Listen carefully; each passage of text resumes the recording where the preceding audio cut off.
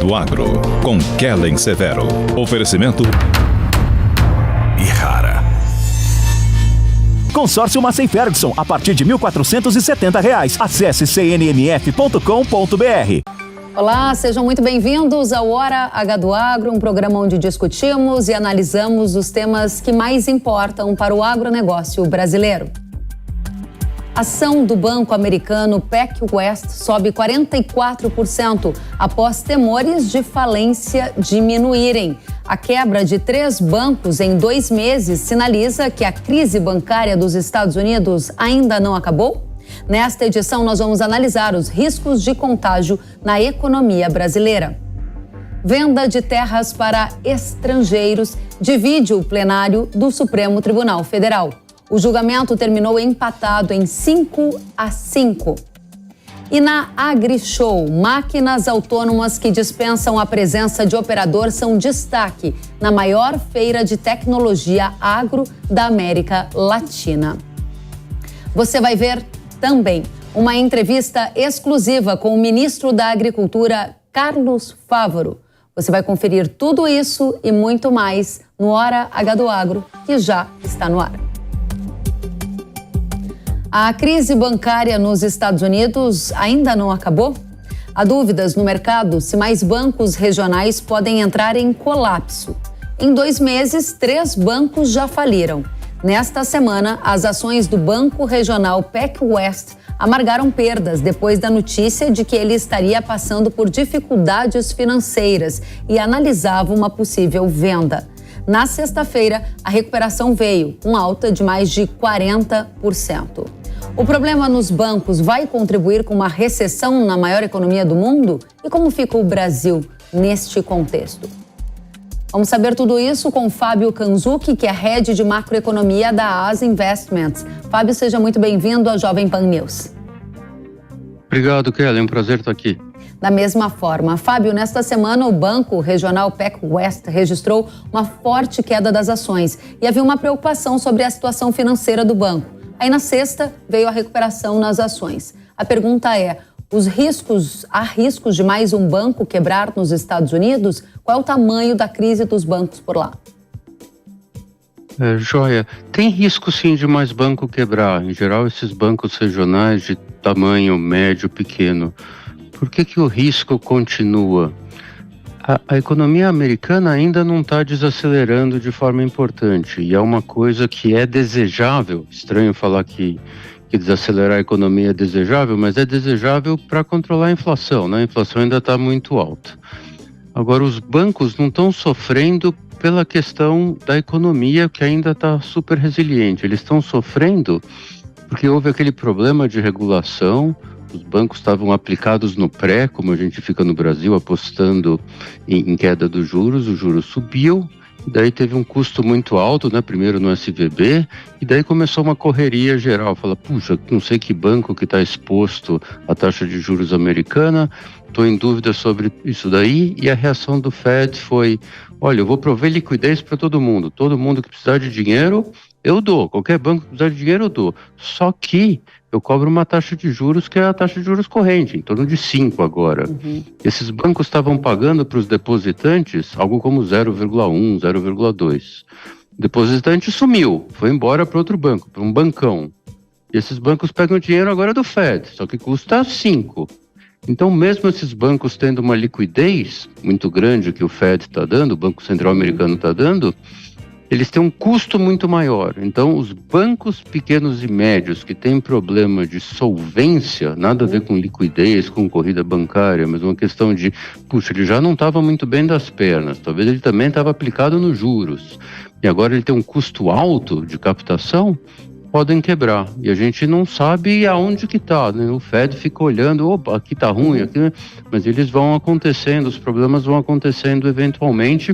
Então, sim, quer dizer, a resposta curta é sim, pode ter mais banco aí que quebre nesses próximos meses. E qual é o ponto de contágio dessa situação, da crise dos bancos nos Estados Unidos com a economia brasileira e com o sistema bancário do Brasil neste momento? Tá, não tem uma ligação direta entre esses bancos pequenos e médios e o sistema financeiro brasileiro, né? Então não tem uma comunicação de, puxa, um emprestou para o outro deve para um, não está ligado, né, o Brasil nesses bancos em particular. A ligação é super indireta, que é algo como, imagina que esses bancos pequenos e médios criam um problema para a economia americana, e daí a economia americana entra em recessão, algo que você chamou a atenção na sua primeira fala, daí a economia americana entrando em recessão tem um efeito super importante sobre a economia brasileira. E é um caminho perfeitamente possível, tá? Mas então é algo bem indireto, tá? Parecido talvez com a crise de 2008 e 2009, que lembra que era um problema no setor imobiliário americano. Você fala, o que eu estou no Brasil a ver com o sistema imobiliário americano? E no fim a gente acabou sofrendo pra caramba por esse caminho indireto de setor imobiliário, pegar no sistema financeiro americano, que pega a economia americana, que daí pega a economia mundial, e daí o Brasil está no meio do mundo e sofre com isso. Exatamente esse é o ponto que a gente, para a nossa audiência, do agro ou não do agro, quer antecipar. Se existe uma preocupação com uma recessão, ela poderia ter um efeito colateral na economia brasileira. Nesse contexto de juro alto, né? O Banco Central dos Estados Unidos elevou os juros no país em 0,25 ponto percentual, uma faixa entre 5 e 5,25 ao ano nesta semana, decisão. Aqui no Brasil, Copom também manteve a taxa básica de juros no patamar que é um dos mais altos dos últimos anos, 13,75% ao ano. Minha pergunta objetiva é, como que essa situação lá de fora impacta aqui dentro, num contexto em que o custo do dinheiro está alto, e também gostaria de entender a tendência na sua avaliação para juros e dólar, para a gente entender como é que a gente vai estar quando essa crise chegar, se chegar aqui. Joia. Então, antes de falar de juros e dólar Brasil, é possível uma recessão americana? Eu diria não só possível, como bem provável. Por que bem provável? Porque ela acaba sendo algo necessário para conter o problema inflacionário que eles têm, tá? Então é de novo a mesma questão. Você fala, puxa, você está sentado no Banco Central, você tem que tomar uma decisão, e essa decisão vai causar recessão. E você fala, não, no fim é isso que eu preciso fazer, tá? Então a recessão tem um custo, óbvio, mas é um custo menor do que o custo de não controlar a inflação, deixar a inflação desancorar, e daí você cria um processo inflacionário que fica preso na sociedade, que acaba tendo custos muito maiores por longo prazo. Então, a opção do Banco Central americano, eles estão tentando graduar quanto que eles precisam subir de juros, será que dá para parar agora, será que precisa um pouco mais, mas no fim é o trabalho de causar uma desaceleração econômica, então ela pode tanto ocorrer rápido, que é agora no segundo semestre do ano, como ela pode acontecer ano que vem, mas ela é meio inexorável, tá? É parte do trabalho que precisa ser feito. Então, você tem que se preparar para isso? Sim, absolutamente sim. É difícil saber o tempo, mas isso vem. Okay. Quando isso vier, o que pega no Brasil?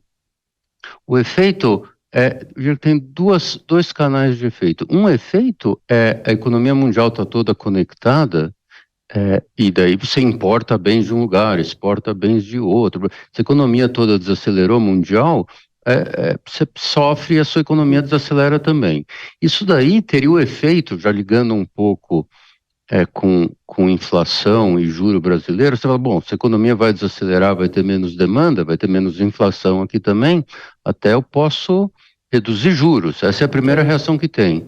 Mas nas últimas recessões, teve um outro efeito, esse segundo, que eu ainda não citei, que dominou, que é o efeito do canal financeiro. Então você fala, puxa, o efeito é todo mundo desacelerar, mas acontece a seguinte coisa, tipicamente em recessão, não é necessário, mas é o que tem acontecido. Quando tem uma recessão, os investidores fogem para os ativos seguros. Ele fala, puxa, a coisa está preta, eu não sei quem que vai quebrar, melhor eu ir para a coisa mais segura possível. E a coisa mais segura possível é o dólar. Então, cria essa coisa pouco intuitiva, que a recessão é nos Estados Unidos, não no Brasil, e a pessoa vai e compra dólar, e o dólar valoriza pra caramba. E com isso o real desvaloriza com relação ao dólar. O dinheiro foge do Brasil, de todos os mercados emergentes, e vai para os Estados Unidos. Real desvaloriza aqui, e daí isso causa inflação aqui. E daí, causando inflação aqui, você não pode reduzir juros.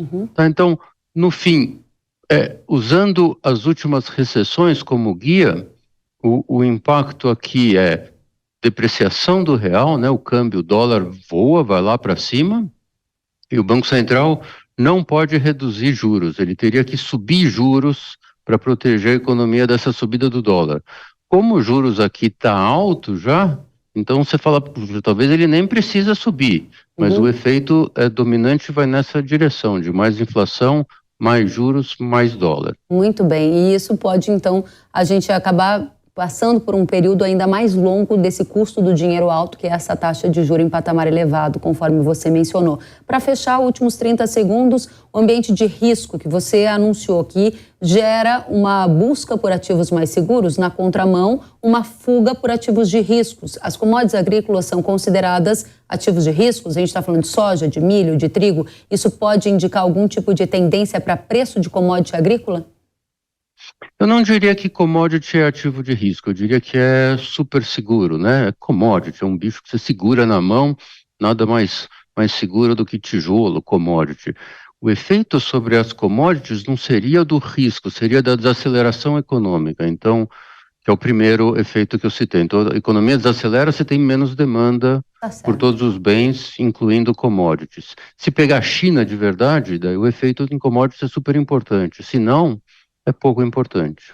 Fábio Kanzuki, head de macroeconomia da Asa Investments. Volte sempre à Jovem Pan News, uma satisfação ouvi-lo. Até a próxima. Até a próxima, um prazer. Igualmente.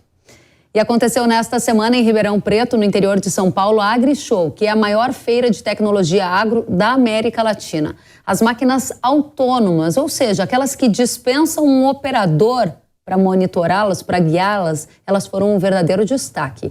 A empresa John Deere, por exemplo, trouxe pela primeira vez ao país o pulverizador autônomo Gus, que será experimentado a partir do segundo semestre aqui no Brasil. Ele não necessita da presença de um operador e um único funcionário pode monitorar e controlar de forma remota a aplicação dos defensivos de até 8 equipamentos em pomares, como citros, café, maçã e outras culturas. Outro destaque foi o pulverizador, também autônomo, da empresa Jacto. A máquina foi desenvolvida inicialmente para a cultura de citros e o operador pode realizar as atividades no campo com até 4 equipamentos de forma remota. Através das configurações da máquina, o profissional define a rota do pulverizador na lavoura, a bordadura, a velocidade que a máquina vai realizar a tarefa. O equipamento também consegue detectar possíveis obstáculos e faz uma parada automática. E através de um scanner a laser, também consegue medir o tamanho da planta e controla o volume de agroquímico para ser aplicado. Esse equipamento está disponível para comercialização em forma de assinatura. E já no setor automotivo, a Volkswagen apresentou o primeiro caminhão autônomo para o agro. Ele é capaz de trafegar sem a atuação direta de um motorista. A tecnologia pode ser utilizada nas lavouras de cana-de-açúcar, trabalhando junto das colheitadeiras na operação ali de transbordo. A tecnologia permite que o operador mantenha o caminhão na trajetória pré-programada, faça o controle de velocidade, reconheça placas de sinalização, obstáculos e até pedestres. Ele também é equipado com um sistema de geoposicionamento em tempo real, câmeras que substituem os retrovisores e pneus que reduzem a compactação do solo. Mesmo com um modo de condução autônomo ativado, o motorista tem o domínio de tudo e a qualquer momento ele pode desativar o piloto automático e assumir novamente o controle do veículo. Ficou curioso para saber mais sobre essas novidades? A gente vai em frente. É hora de saber mais sobre a automação de veículos como caminhões. Eu converso com o Wilson Ragusa, ele é gerente de vendas da Volkswagen. Seja bem-vindo ao Jovem Pan News, Wilson. Muito obrigado, um prazer estar com vocês. Da mesma forma, comece contando pra gente, esse caminhão autônomo, ele precisa de um motorista? Sim, o motorista ainda se faz necessário, né, para levar o caminhão até a frente ali de colheita da usina. E nesse momento, a partir do momento que ele alinha o caminhão com a colheitadeira, já entra o sistema, né, semi-autônomo ali de controle do caminhão, onde ele vai seguir com a referência da colheitadeira até o final do talhão.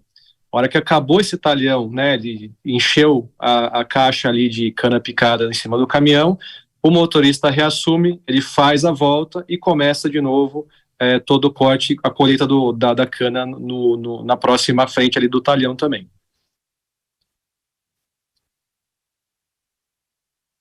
Isso é inédito no Brasil, Wilson?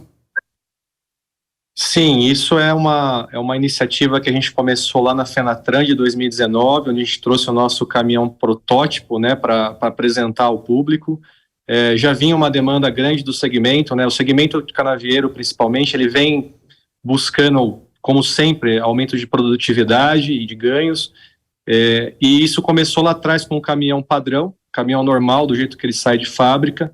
A Volkswagen, com seu DNA de inovação, ela sempre buscou já desenvolver um produto que fosse preparado para essa aplicação. Então, a gente começou a trazer soluções que os próprios tratores agrícolas já utilizavam para equipar o caminhão tradicional. E depois sempre tinha aquela questão da compactação do solo, ou seja, o caminhão com o pneu mais estreito, ele acabava compactando porque o contato com o solo ele era menor. E aí foi quando a gente começou a desenvolver essa solução, né, em conjunto com o nosso parceiro, que é o BMB, e a gente começou a entender que esse tipo de produto ele conseguiria gerar a preservação do solo e, ao mesmo tempo, o aumento de produtividade também do produtor agrícola, né? Muito bem. E de fato foi um sucesso mesmo, e tem se mostrado que, além da questão da diminuição de custo, o próprio caminhão ele acaba sendo mais preservado. Então você tem aumento de produtividade do cliente e também a diminuição do custo de manutenção da própria manutenção da usina. Wilson, eu ouvi atentamente a sua entrevista, eu estou ouvindo atentamente, e você disse ainda precisa de motorista. Nossa manchete está chamando a atenção aqui para um caminhão autônomo para o agro. Você disse que agora ele é semi-autônomo, mas está no horizonte de vocês um caminhão que não precise de motorista? Em quanto tempo isso vai ser realidade, por exemplo, nas lavouras de cana do Brasil? A gente tem desenvolvimentos, né, não só na frente de agrícola, mas também na frente de mineração. Hoje no Brasil, o produto autônomo, né, ele precisa do georreferenciamento para que ele possa atuar. Então, quando você tem um planejamento do local onde o produto vai rodar, você consegue cada vez um nível maior de automação. Os caminhões, eles estão cada vez mais tendo ferramentas de automação, desde o ACC, ali, quando o caminhão precisa parar, quando vê um obstáculo, até um caminhão que vai começar a andar autônomo completamente. Então, as operações que esse caminhão vai operar, é o que vai dizer o nível de automação que você vai possibilitar deixar esse caminhão operar. Quanto tempo você acha que para uma operação mais simples, que vocês tenham mais previsibilidade em relação à rota, obstáculos, em quantos anos ou meses você acredita que a gente já vai estar experimentando essa tecnologia no Brasil? Eu acho que dentro de aproximadamente aí 1 ano e meio, 2 anos, a gente consiga já ter algumas aplicações, a gente já possa ter um nível de automação maior nos caminhões. Qual é o maior desafio hoje para que um caminhão seja 100% autônomo, ou seja, sem a presença do motorista e possa ser ali acoplado, por exemplo, num transbordo e faça esses trabalhos no campo em áreas que muitas vezes são bastante remotas? Então, os desafios eles estão ligados principalmente com o georreferenciamento que você tem, né, e o nível de complexidade da operação. Então, a cana, por exemplo, você tem ali terrenos bastante irregulares, onde você precisa fazer ali o acoplamento ali do caminhão. Então, quanto mais você tiver rotinas do caminhão que ele consiga seguir um padrão, mais o nível de automação ele possa aumentar. Uma outra aplicação, por exemplo, é a aplicação, por exemplo, de mineração. É uma outra situação que a gente já tem teste de caminhão em andamento, que a gente deve trazer aí num curto espaço de tempo alguma solução também para o mercado. Bem, Wilson Ragusa, gerente de vendas da Volkswagen, muito obrigada pelos esclarecimentos, pelas inovações em tecnologia aqui na Jovem Pan. Volte sempre, até a próxima. Obrigado pela oportunidade. Imagina, volte sempre. E o Supremo Tribunal Federal julgou nesta semana uma liminar que suspendeu todos os processos judiciais que tratavam da venda de terras rurais para empresas brasileiras controladas por capital estrangeiro. A análise terminou empatada em 5-5, já que a corte está com 10 ministros, desde a aposentadoria do ministro Ricardo Lewandowski. Vamos acompanhar a análise do tema com o advogado e presidente do Instituto Brasileiro de Direito do Agronegócio, Renato Buranello. O tema aquisição de terras por estrangeiro é um tema bastante complexo que já vem sendo debatido em vários âmbitos, legislativo, executivo, e é uma importante agenda do agronegócio. Nesse último julgamento, com empate de votos, será necessário aguardar a decisão da ministra presidente Rosa Weber, que poderá influenciar na manutenção ou revogação da decisão. No mesmo sentido, independente da decisão do STF, a compra de terras por estrangeiro se submete aos limites da Lei de 71, Lei 5709, e também do parecer número 10 da AGU, da Advocacia Geral da União. E assim, tanto as empresas estrangeiras como aquelas brasileiras, mas com detenção de capital majoritariamente estrangeiro, estão submetidas a essa lei. O que eu quero dizer aqui, estamos sim dentro de um regime já existente e, portanto, há uma regulamentação para que possa ser feita a aquisição de terras por estrangeiros. Por outro lado, ela tem várias restrições e limitações que devem ser observadas por todos aqueles investidores que pretendem adquirir ou arrendar terras também aqui no Brasil. Obrigada, Renato. E a gente segue. Depois do intervalo, você vai conferir uma entrevista exclusiva com o ministro da Agricultura, Carlos Fávaro. A gente espera você em instantes. Até já.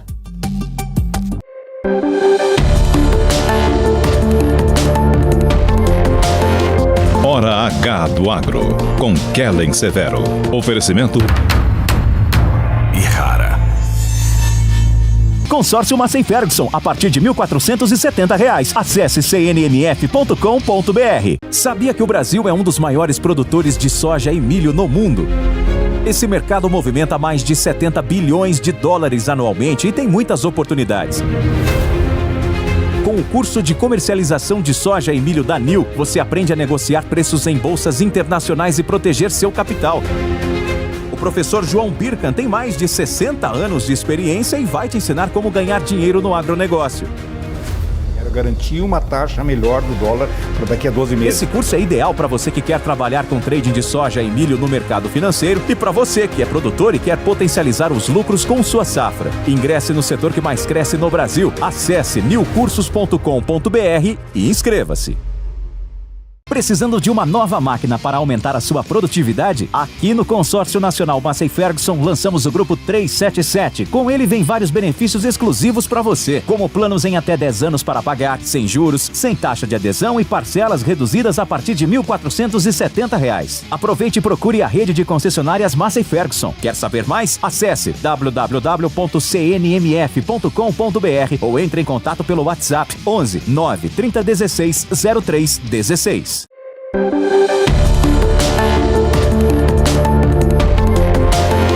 Hora H do Agro, com Kellen Severo. Oferecimento Consórcio Massey Ferguson, a partir de R$ 1.470. Acesse cnmf.com.br. Estamos de volta com Hora H do Agro aqui na Jovem Pan News. E nós recebemos para uma entrevista exclusiva o ministro da Agricultura, Carlos Fávaro. Ministro, seja muito bem-vindo à Jovem Pan News. Kellen, é uma honra para mim também estar falando com você e com todos os seus ouvintes. Muito obrigada para a gente também. Ministro, temos muito a conversar. Vou direto ao ponto, como a nossa audiência gosta. Uma das questões mais pedidas pela audiência do agro foi Plano Safra. E aí, a primeira pergunta é: por que o aporte de cerca de 1 bilhão de subvenção para o Plano Safra atual, que estava esperado agora para essa semana da AgriShow, não veio? Quando virá? Vai ter dinheiro extra? Vai ter dinheiro extra. Desde dizer assim, que o Plano Safra em curso é um Plano Safra que não conseguiu cumprir todos os objetivos da demanda dos produtores por esse crédito. Nós tínhamos investimentos muito tempo paralisados, a liberação de recursos. Ainda em janeiro, quando o nosso presidente do BNDES, Luiz Mercadante, assumiu, liberou 2,7 bilhões de reais para investimento, que rapidamente foram tomados, e nós começamos, então, a busca de complementos orçamentários. Não tivemos PLN ainda este ano, então nós buscamos o complemento de recursos de remoção de outros orçamentos para que nós pudéssemos disponibilizar mais recursos para o Plano Safra. Conseguimos agora, então, uma equalização de 200 milhões de reais, o que permite chegar aos produtores imediatamente 8,4 bilhões de reais, sendo para Moder Frota, programa de irrigação, demais investimentos e pré-custeio e custeio. Nós entendemos que com esse recurso conseguiremos chegar então ao novo Plano Safra, além, né, da linha dolarizada que criamos junto com o BNDES, 7,59% ao ano, mais variação cambial em dólar, para aqueles produtores que têm um hedge natural, que tem a formação de preço, como soja, milho, algodão e outros produtos, redeado numa bolsa dos Estados Unidos, portanto, formação de preço em dólar, tem um hedge natural, não tem o risco. Então, juros mais baratos que o do Plano Safra, sem comprometer recursos do Tesouro, foi uma grande novidade, com alta aptidão dos produtores, rapidamente consumiu os primeiros 2 bilhões e tem mais recursos sendo liberado, portanto, nós conseguimos fazer um ajuste e contemplar os produtores para que continuem fazendo investimentos, continuem se preparando com o seu pré-custeio até a chegada do novo Plano Safra. Muito bem, então informação exclusiva para a Jovem Pan News. A partir de segunda-feira vai haver já recursos adicionais para o Plano Safra atual, ao redor de 200 milhões, veio abaixo do 1 bi que era esperado. Quero saber se está com dificuldade para conseguir mais recursos para o agro e mais, ministro, quero saber como o senhor vai fazer para não faltar recurso para o Plano Safra. O senhor há pouco criticou os últimos Planos Safras, de fato faltou recurso em várias linhas. O que fazer para conseguir um pouco mais de dinheiro e não faltar? Aí a gente já está olhando para o 23, 24. Na realidade, como sempre eu recebi dos ex-ministros, né, que estou conversando muito, convidei todos para serem meus conselheiros, para que a gente possa trabalhar junto.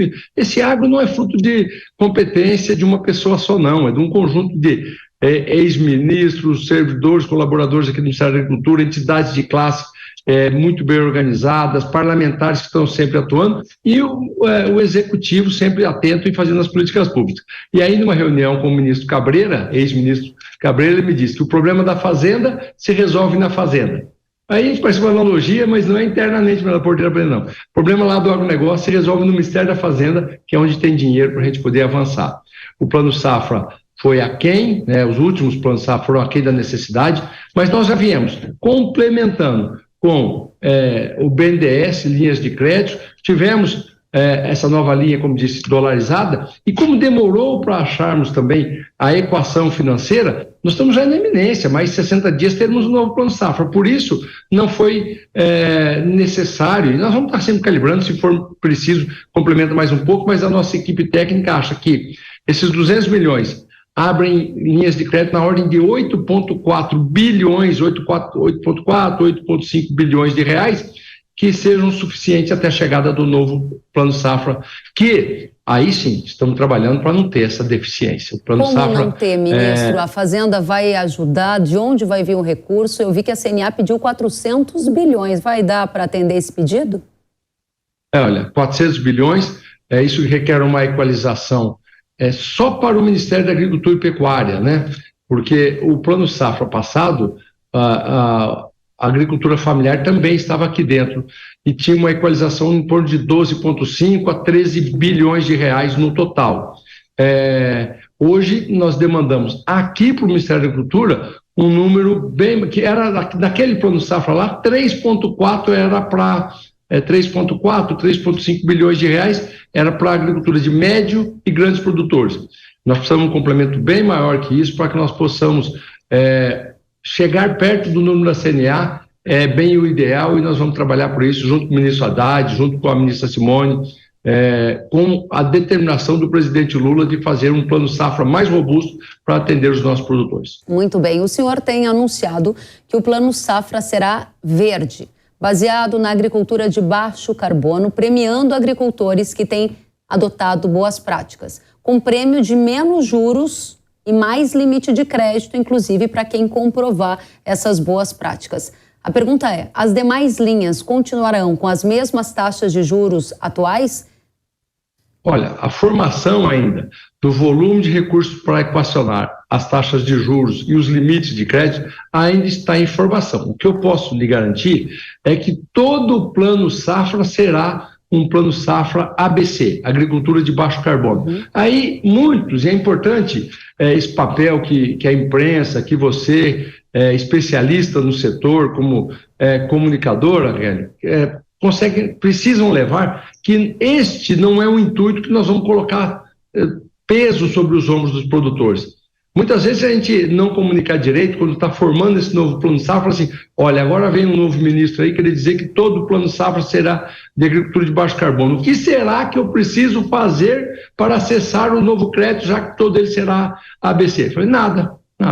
O mínimo possível, o mínimo necessário, que é, por exemplo, ter um cadastro ambiental rural. Poucos ou quase nenhum país do mundo tem os produtores que foram lá voluntariamente se cadastrar, entregar os dados da sua propriedade para mostrar e que se tem alguma deficiência para se regularizar e cumprir a sua função estabelecida pelo Código Florestal. É agricultura de baixo carbono. Quem faz plantio direto é agricultura de baixo carbono. Quem faz dispensa o uso de nitrogênio na produção de soja, nitrogênio é adubo químico, porque faz inoculação biológica, para que a natureza faça esse nitrogênio ficar disponível para a planta. É agricultura de baixo carbono. Quem faz 2 safras no mesmo ano, no mesmo hectare, quer algo mais sustentável que isso? Então, esses produtores vão ter taxas de juros de menos de 2 dígitos, abaixo de 10% na sua avaliação? Nós vamos trabalhar para a menor taxa de juros possível, né? Mas posso garantir, esses produtores serão compensados. Eles serão reconhecidos que fazem agricultura de baixo carbono e terão taxas de juros cada vez mais diferencial. Agora, por exemplo, eu posso avançar a escada, teremos lá uns 3 níveis. Mas eu também faço 20% de uso de biológicos nos tratos culturais. Olha, isso é uma boa prática sustentável. Uma taxa de juros um pouquinho menor para você. Você comprova isso e tem uma taxa de juros melhor. Eu tenho uma boa relação além da legislação exigente trabalhista, mas eu tenho uma boa relação. Por exemplo, eu pago um plano de saúde privado para todos os meus colaboradores. Eu faço uma melhor relação trabalhista, tem que ter um prêmio esse produtor. Então, não é punir, é premiar as boas práticas. Nós vamos perceber, neste primeiro ano, o quanto nossos produtores são sustentáveis, produzem com eficiência, respeitam as leis. Muito bem. Agora, trocando de assunto, saindo do Plano Safra, mas olhando para uma dor de muitos agricultores que nos escreveram pedindo que eu perguntasse ao senhor. O governo vai anunciar uma amortização ou prorrogação na dívida de agricultores do Rio Grande do Sul afetados pela seca? Em alguns casos, ministros, somam 3 perdas de safra seguidas e eles estão aguardando essa informação. Tem data e qual vai ser a estratégia do governo? Kelly, eu fui essa semana 2 vezes ao Congresso Nacional, um dia na Comissão de Agricultura da Câmara e um dia na Comissão de Agricultura do Senado. E lá debatemos, falamos muito, os parlamentares também, principalmente os parlamentares gaúchos, queriam um posicionamento do governo, como nós pensávamos isso. Primeiro, não adianta, na minha avaliação, nós fazermos uma simples prorrogação das dívidas daqueles produtores que sofreram com a seca e não conseguiram honrar os compromissos da safra 2023, 22-23, porque já vem acumulando prorrogações. Nós precisamos fazer algo estruturado, tanto no aspecto do endividamento, e aí reconheçam, né, a última grande reestruturação de dívida dos produtores, e no caso era generalizada, era de todo o Brasil, foi o governo do presidente Lula, lá em 2008, 2009, fez uma medida provisória de 85 bilhões de reais, repactou as dívidas no longo prazo e continuou dando crédito, e por isso nós alavancamos essa agropecuária e virou-se a potência brasileira, né? Então, eu acho que nós temos que fazer algo, claro, nas devidas proporções, nas devidas necessidades, com o prazo necessário, uma repactuação das dívidas dos produtores do Rio Grande do Sul, não pode ser uma simples prorrogação na minha avaliação, e planos de evitar que isso volte a ocorrer. As mudanças climáticas estão aí, não dá mais para contestar. 3 perdas de safra quase consecutivas em 4 anos, nós precisamos ter planos para que o produtor possa conviver com essa estiagem, mas voltar a produzir. E é possível fazer isso, e nós vamos estruturar. Quem está com essa dívida para pagar e teve frustração de safra tem pressa, é urgente. Tem alguma resposta de curto prazo para a gente dar para os agricultores gaúchos nesse momento? Olha, nós vamos começar a debater. Eu acho que um caminho natural seria até a suspender, fazer uma portaria suspendendo o vencimento das dívidas para que ninguém se torne inadimplente, para que ninguém vá para o Serasa, para que não precisar começar a ter ações de cobrança, e aí termos tempo para pactuar, então, uma equalização dessas dívidas. Excelente, ministro. Trocando de tema, mais um tema muito pedido pela nossa audiência, a demarcação de terras indígenas. Ministro, o presidente Lula demarcou 6 áreas indígenas na última semana e ele disse que até o fim do mandato vai demarcar o maior número possível de terras. No Rio Grande do Sul, ainda falando do Sul, tem famílias lá que vão ser afetadas por essa demarcação com risco de perderem áreas escrituradas e centenárias. Em Santa Catarina, também há muita preocupação da mesma situação acontecer. O senhor será uma voz no governo contra o aumento de demarcação de terras indígenas? Olha, eu tenho conversado com o presidente Lula e tenho as minhas preocupações, como tantos produtores e tanta gente tem, para os dois lados. Nós temos que reconhecer a necessidade de algumas comunidades indígenas, dos povos indígenas, em ter um espaço, uma terra que seja suficiente para a sua subsistência. Alguns ainda não têm isso.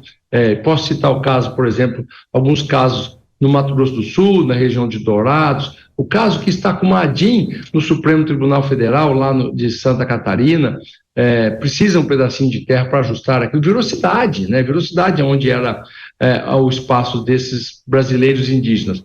Mas este ajuste que precisa ser feito não pode ser em detrimento ou criar um outro problema para os brasileiros não índios, produtores rurais.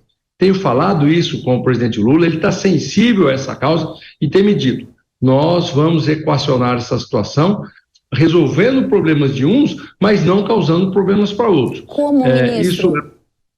Olha, por exemplo, como se faz a reforma agrária ordeira, pacífica, cumprindo a lei. Na reforma agrária, por exemplo, se tem um produtor que está disposto a vender uma terra, o INCRA vai lá, avalia preço de mercado, não dá prejuízo para o produtor e compra, paga em dinheiro e faz o assentamento de novos pequenos produtores. Quer dizer, não tem prejuízo. Deixa uma eu ver negociação. Se eu entendi, ministro. Eu defendo que isso aconteça também para as áreas necessárias de ampliação de reserva indígena. Eu vou tentar ver se eu entendi bem. O senhor está dizendo que é favorável à indenização por parte da União em preço de mercado para áreas que forem demarcadas como indígenas e estejam sobrepostas em áreas escrituradas e de posse de agricultores? Exatamente isso.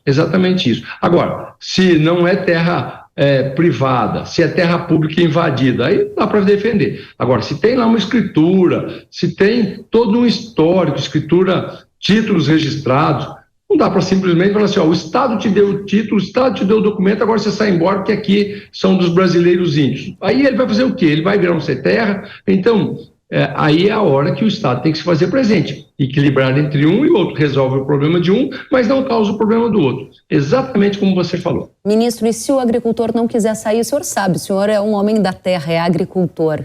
Tem uma relação com aquela região? Agricultores que eu já ouvi disseram, eu só saio daqui morto, ninguém me tira das minhas terras. Desculpa a expressão tão verdadeira, mas foi o que eu ouvi de um agricultor. Vai ter falta de paz no campo? Nós temos que evitar as polêmicas. Também esse assunto pode ser dirimido pela ciência, por laudos verdadeiros antropológicos, da necessidade também de contemplar esses brasileiros não índios. Eu acho que é um tema tão sensível, tão difícil, que o governo precisa ter muita dedicação, muito diálogo para a gente poder conduzir, minimizando esse tipo de impacto. Muito bem. O presidente Lula é a favor da indenização a preço de mercado para os agricultores que tiverem que deixar suas terras em função de demarcação? a única a palavra que eu tenho do presidente Lula é que ele quer resolver o problema das necessidades de algumas comunidades indígenas, mas não irá gerar problema para produtores rurais. O como fazer, nós vamos estar debatendo. Muito bem. Próximo tema, ministro. A gente segue agora para a Agenda Verde. O senhor está indo para um evento de clima e agricultura nos Estados Unidos. Qual o objetivo desta viagem? Olha, mais uma vez, eu sempre digo que depois que cheguei aqui à frente do Ministério da Agricultura, encontrei um ministério muito bem gerido por todos aqueles ex-ministros que conduziram essa pasta, e que a grande dificuldade que nós temos hoje é a de nos comunicarmos melhor com o mundo, de levarmos a boa imagem dos produtores brasileiros.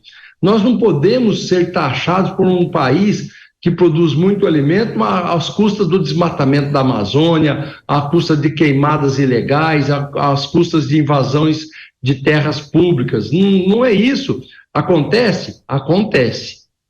Poucos, mas muito barulhentos, estão denegrindo é uma palavra também muito ruim, né? Estão estragando a imagem dos nossos produtores. Viajar mundo afora, mostrando que a imensa maioria dos nossos produtores tem boas práticas, e nós vamos demonstrar isso também através do Plano Safra, como já falamos no começo dessa entrevista, e de que vamos punir aqueles que não têm essas boas práticas. Então, por isso, tenho viajado com o intuito de abrir mercados e mostrar a sustentabilidade e a qualidade da produção brasileira. Por isso, aceitei esse convite, participar da Conferência Ministerial para a Inovação da Agricultura e Clima, organizado pelos Estados Unidos e pelos Emirados Árabes, e nós vamos levar a mensagem positiva da produção brasileira.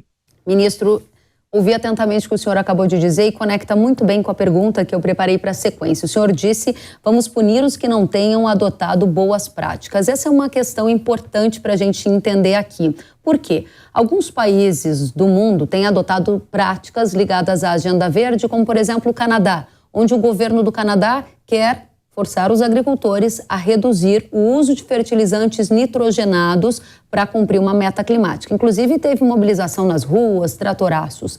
Na Nova Zelândia, há um estudo para criar uma taxa para pecuaristas pela emissão de gases feitas pelos animais. O Brasil pretende adotar agenda semelhante a esta? Olha, eu fui no 18 de janeiro, logo que tomamos posse, eu fui participar, a pedido até do presidente Lula, de levar uma mensagem muito positiva do Brasil querendo fazer a agenda da produção sustentável. Então, eu participei do Encontro Mundial de Agricultura Verde em Berlim, na Alemanha. Mais de 60, quase 70 ministros de agricultura de todo o mundo, mais várias entidades muito importantes, e a mensagem que levei a todos os ministros do mundo é que o Brasil também vai se inserir na pauta da produção sustentável, mas que nós devemos respeitar a soberania e a posição de cada país. Escutei lá, por exemplo, a Alemanha está trabalhando para desintensificar a sua produção. Desintensificar. Não é prioridade para os alemães intensificar a produção agrícola, mas isso para o Brasil é prioritário. O Brasil vai intensificar a nossa vocação de aumentar a área de plantio, de aumentar a produtividade, de continuar sendo um grande player da produção de alimentos. Então, cada um com a sua particularidade. E o Brasil pode fazer a dele com sustentabilidade. Por exemplo, nós temos hoje no Brasil 160 milhões de hectares de pastagem em algum estado de degradação. Nós pedimos à Embrapa que fizesse um estudo, e já está terminando, já temos os primeiros números para comprovar. A Embrapa já está mostrando tecnicamente que algo em torno de 35 milhões de hectares são altíssima aptidão a transformar em terras de agricultura. E 55 milhões de hectares são bem propícias, são boas também para transformar a soma das duas. E mais 20, portanto, né, algo em torno de 55 milhões de áreas boas para a agricultura. Veja bem, se nós incentivarmos essas áreas serem convertidas em agricultura, nós estaremos intensificando, produzindo cada vez mais, gerando oportunidade, renda para os brasileiros e tirando pressão sobre o novo desmatamento. O Brasil não precisa desmatar mais para poder dobrar a sua produção, gerar excedentes exportáveis e garantir segurança alimentar aos brasileiros. Essa é a mensagem que nós estamos levando o mundo afora. Cada um tem sua estratégia. Respeitem a nossa e o Brasil vai se integrar a essa produção sustentável mundial. Não há uma intenção do governo de imitar a prática, por exemplo, do Canadá ou da Nova Zelândia?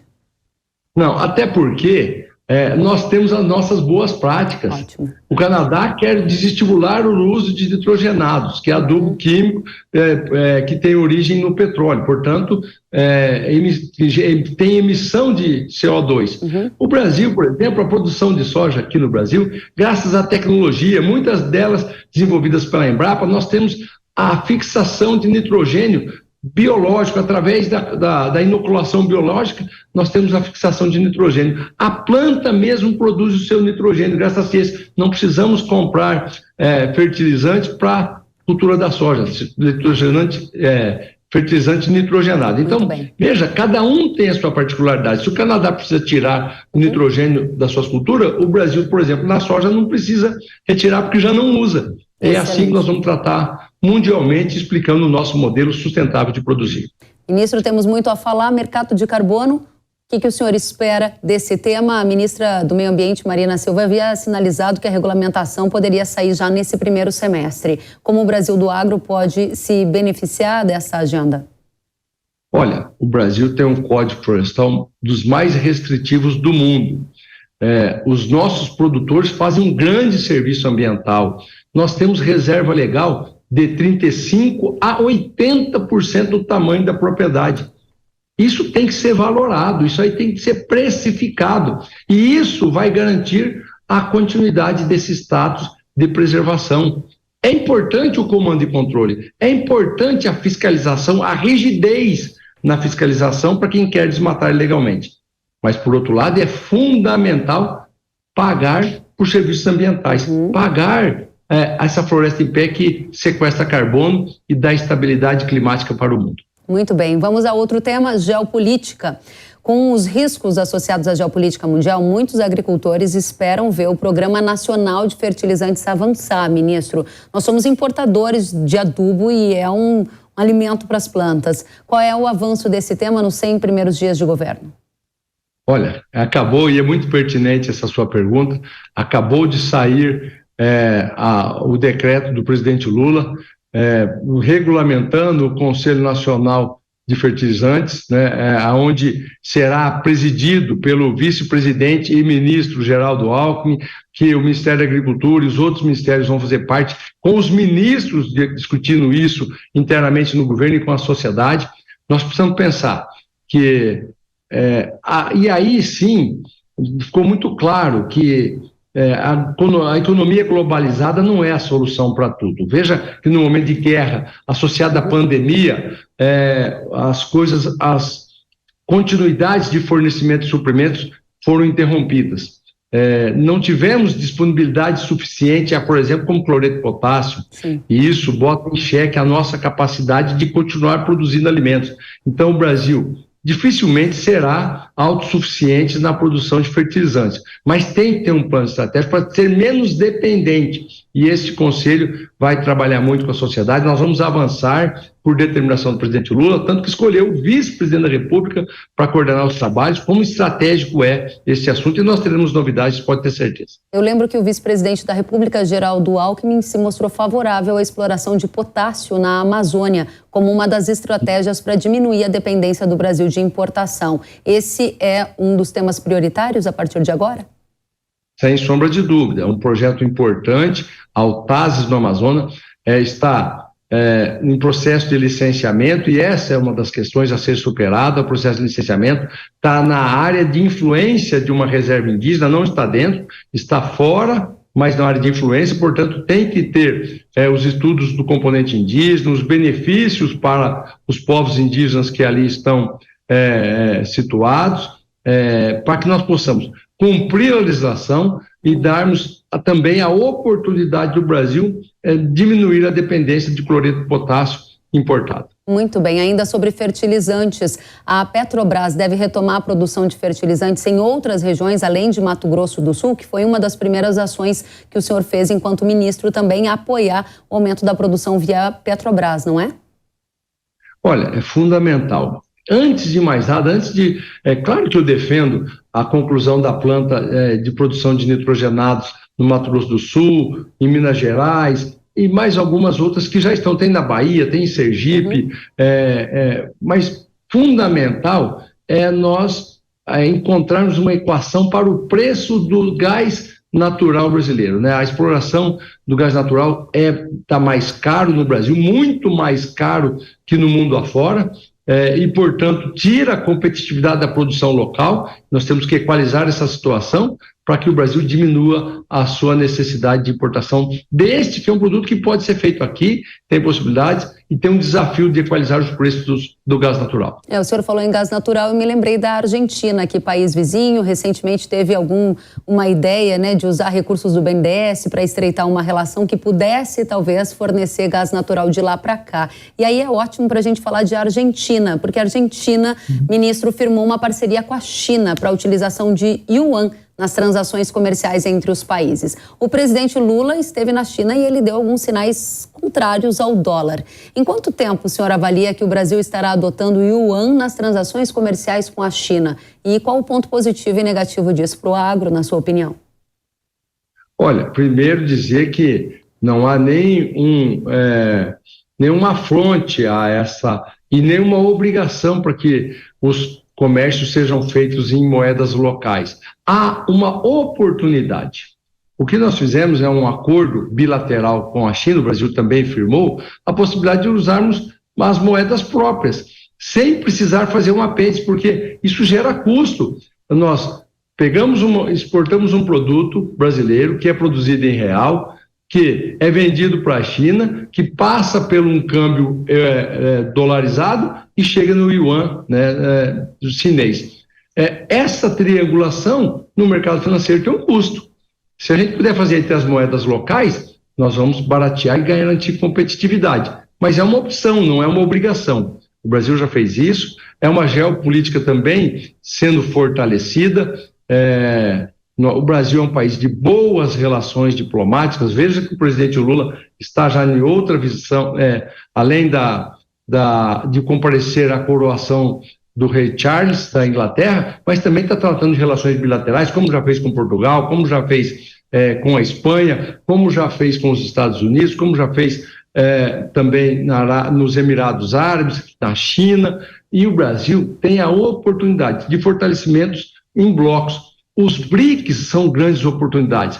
Muita gente, uma alta demanda populacional com Índia, com China, com Brasil, com África do Sul, com a Índia, eu já falei, acho que eu falei os 5 países dos BRICS já, Rússia. Mas também a ampliação dos BRICS com o Mercosul. Nós podemos desenhar uma nova geopolítica de oportunidades e que não seja em detrimento das outras. O Brasil também está discutindo um acordo da União Europeia com o Mercosul. É fundamental a boa diplomacia para avançarmos nas relações comerciais. Muito bem, vamos sair de geopolítica para outro tema e esse foi um dos temas mais pedidos pela audiência. Ministro, o senhor tem tido, e a gente vai falar de MST, o senhor tem falado, na verdade, tem dito que é contra a invasão de terra e que a presença do MST no Conselhão é uma porta para o diálogo, que não precisa de invasão, por isso que o governo está dialogando com o Ministério, ouviu o senhor dizendo isso essa semana. Do outro lado, o MST diz que não aceitará coleiras ou focinheiras por parte do governo. A minha pergunta é, os altos números de invasão já são uma marca do governo Lula, essa é a questão. Se invasão é crime, por que elas são tratadas com diálogo, na sua opinião, em vez de elevar o tom para inibir essas ações criminosas? Não, a invasão não é tratada com diálogo. A invasão de terra se cumpre a lei. Existe lei para coibir a invasão de terra produtiva. Terra produtiva, a justiça determina a reintegração e o Estado cumpre, e assim está sendo feito.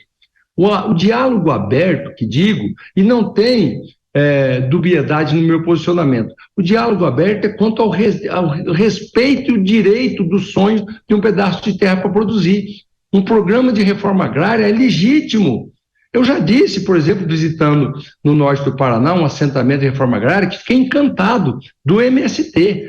Fiquei encantado a forma que eles estão produzindo, linkados em cooperativismo e com agroindústria, transformando leite em produtos lácteos, como queijos, manteiga, iogurtes, produtos de milho, em flocos de milho, fubá, arroz integral, produtos derivados da mandioca, tudo isso embalado, sendo vendido para a população de todo o norte do Paraná ali, de forma ordeira. É legítimo ser bonito de ver um trabalho orgânico, dá muito orgulho de ver isso.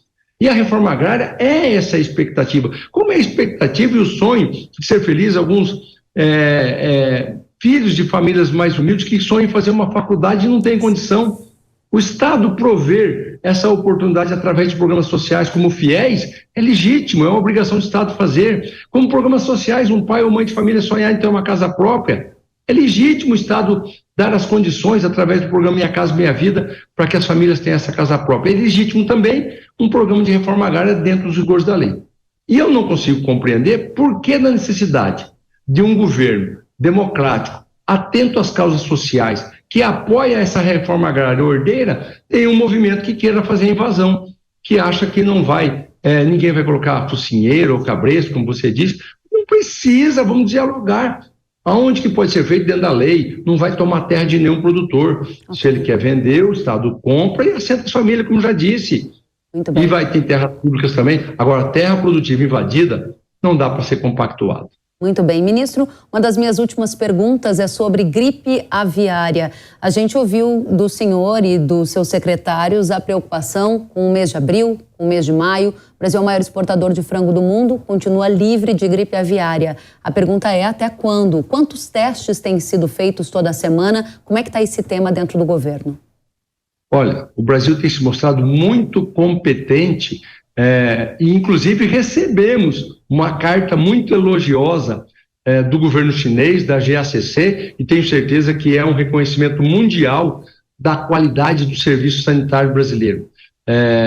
Ficamos muito felizes, atentos e vamos cada vez trabalhar mais, reforçar o sistema de defesa para garantir a qualidade, a sanidade dos produtos brasileiros para a nossa população e para quem compra eles mundo afora. Por isso, nós temos uma ampliação incontestável. O USDA, que é um órgão do governo norte-americano, relatou nos últimos dias as previsões de vendas de carnes pelo mundo no ano de 2023. Quase todos os países vão diminuir a sua participação em vendas de carnes, quer seja de bovinos, suínos e frangos. E o Brasil é o grande, que é o que mais vai crescer, e crescer muito. Por exemplo, nas carnes de frango, como você disse, relatando a gripe aviária, nós vamos crescer quase 6,5% das exportações, fruto dessa competência que temos em cuidar, de garantir sanidade, mas nós não estamos fora do risco. Nós temos que avançar também com o estudo, dialogarmos muito com a Organização Mundial de Saúde Animal para qual o procedimento tomar na medida que possa aparecer casos. Nós temos o procedimento atual, mas na medida que por todo o mundo vão ter casos de gripe aviária, vão parar então de comer carne de frango?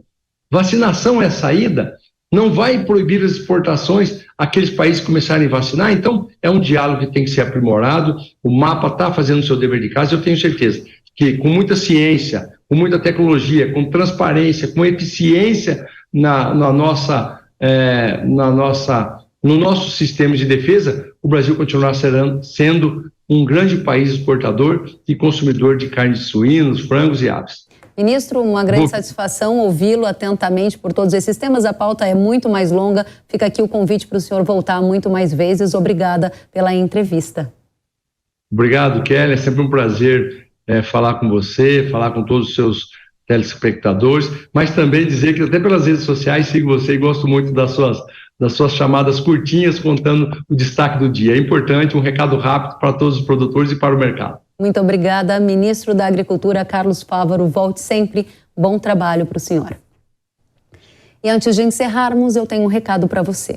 Prepare-se para conhecer o verdadeiro controle de nematóides. Trunenco é o mais novo lançamento para tratamento de sementes da Yara, que veio para proteger as lavouras desde o início do ciclo. Trunenco é um produto biológico que conta com bactérias que colonizam as raízes da planta e repelem os nematóides, formando uma verdadeira colônia de proteção nas sementes.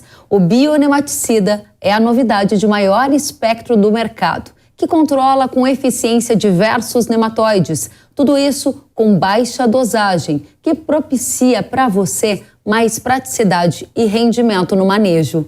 A inovadora formulação FS Bio de Trunenco ainda é compatível com fungicidas e inseticidas, promovendo uma proteção completa para sua lavoura.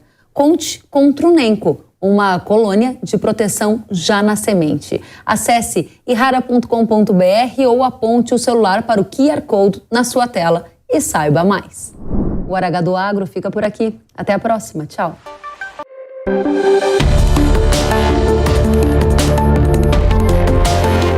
Hora H do Agro, com Kellen Severo. Oferecimento Yara. Consórcio Massey Ferguson, a partir de R$ 1.470. Acesse cnmf.com.br. Realização Jovem Pan News.